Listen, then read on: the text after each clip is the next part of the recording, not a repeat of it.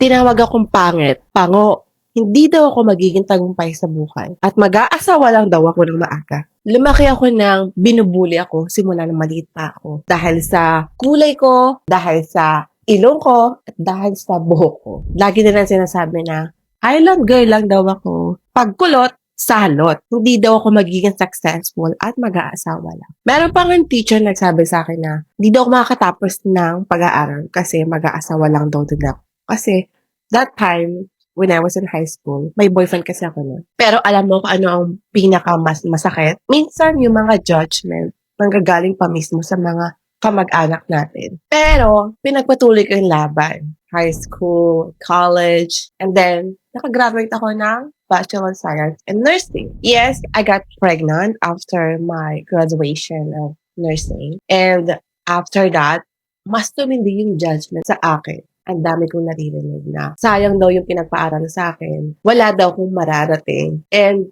kawawa daw yung mga magulang ko. Sinayang ko daw lahat.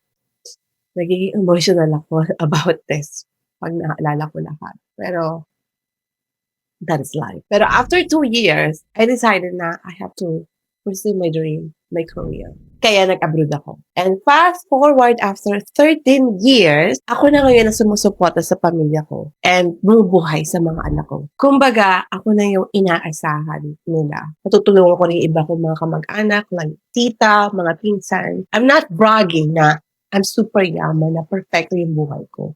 Malayo pa sa pagiging perfecto yung buhay ko na inaasam ko. Pero lahat ng pinagdaanan ko, worth it. Kaya kung may nagsabi sa'yo na hindi mo kaya, gamitin mo yung weapon to be succeed.